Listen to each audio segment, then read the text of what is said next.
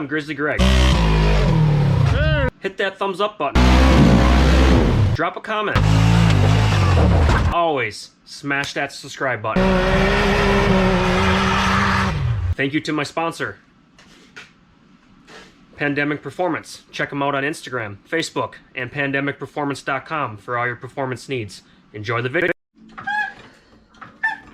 So I finally went for a good trail ride last weekend, as you guys probably saw.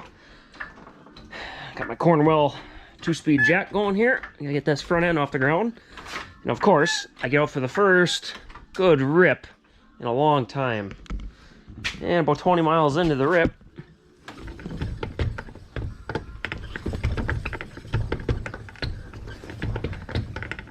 oh, that wheel bearing sounds healthy, don't it? Watch this.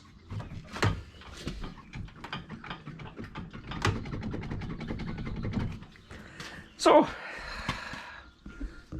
got a wheel bearing out, going out. It's really bad. So I ordered up some Tusk wheel bearings off Rocky Mountain ATV. I see people complaining about Tusks and how they're junk. I see people complaining about All Balls bearings and how they're junk. You know, I've never had a problem with either one of them, to be honest with you. As long as you grease them, which I got the greasing tool here, fits right in there. I'll grease them before I throw them back in. I get quite a few years out of them, so for the price, heck yeah, I'm gonna buy them. So I'll grab my 19mm socket and this here 1/2-inch drive Milwaukee impact gun. I'm gonna start getting some stuff done. Stay tuned. Make sure you put this thing on 3. Oh baby. Oh, slug nuts are not that tight. Oh. 2 out of 3 were tight, so that's good. There we go. Put all that to the side. These side cutters from Snap-on, you can get them anywhere, but they work best for cotter pins in my opinion. Boom, out. 27mm. Take that off. And 18mm. Takes your tie rod, sock it off. Take your hammer, hit that right there. Until it pops loose. It's a tapered. And tapered, all you gotta do is vibrate the side of the joint. It breaks loose. And I think I need brake caliper off.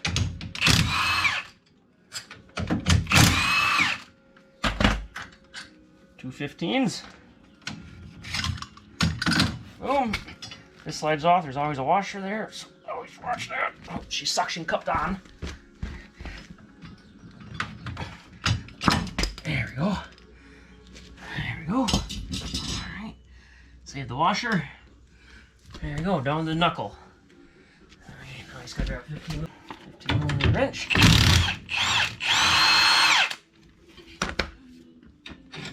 Always put the nut back on the bolt so you don't lose it.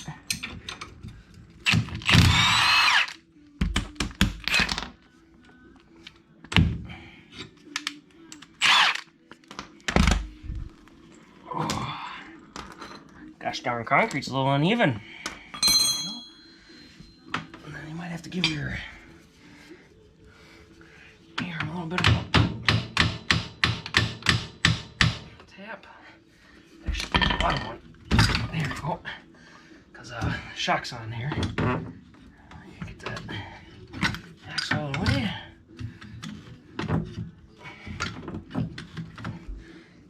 That quick to get your knuckle out. Snap ring.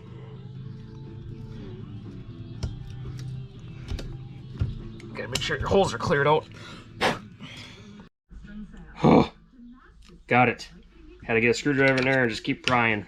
You gotta stick it in there like this and kind of turn it sideways, and eventually it goes up. That's a tough wheel bearing to get out, boys and girls.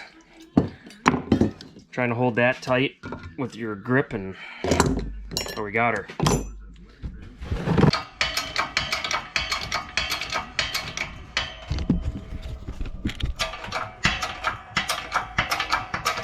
Going right out.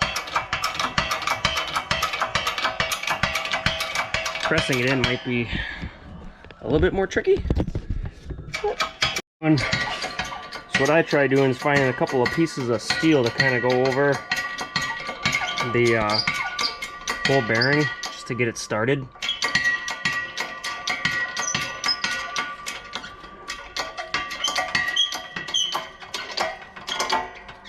Okay, so it's going in on that side.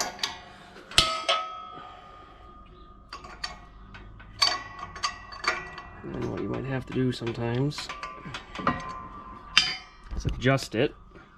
So move this whole mechanism. So I moved it more to this side of the bearing. There it goes. Kind of get it going. And as soon as this bottoms out right there, then you gotta just kind of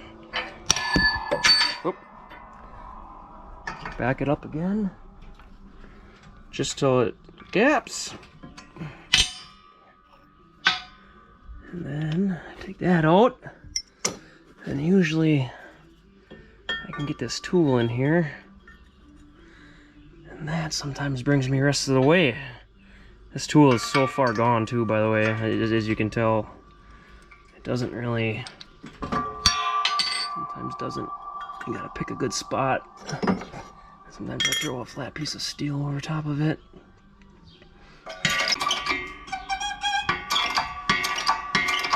Yep, she's going in just fine.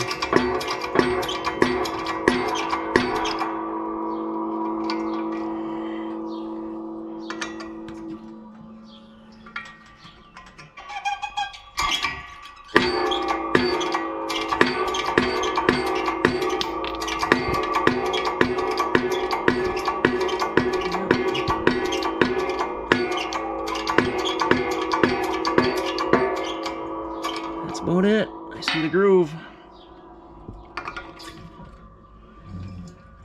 I'm not going to lift it all the way up yet. I'm going to slide this out.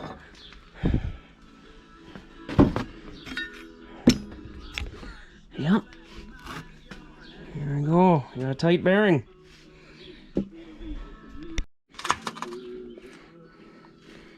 Alright, so I gave this bearing about 6 pumps of grease. To put that in perspective, when I first bought this thing back in 2018, I think there was one bearing that took like 16 pumps of grease. That just shows how dry they are from factory. Best $10 investment a guy can ever make. But I see that I basically pumped it until it just, the first little bit you see where it starts just pushing a little moisture out right here around the bead. Stop. You don't want to push that, you don't want to fill that bearing too full of grease. Just enough to where it's full. And stop. So, yeah, basically that's it. Throw the snap ring back on, and then reassemble. Just an opposite order of how I disassembled. So, yeah, thanks for watching. That's how easy it is to change a wheel bearing.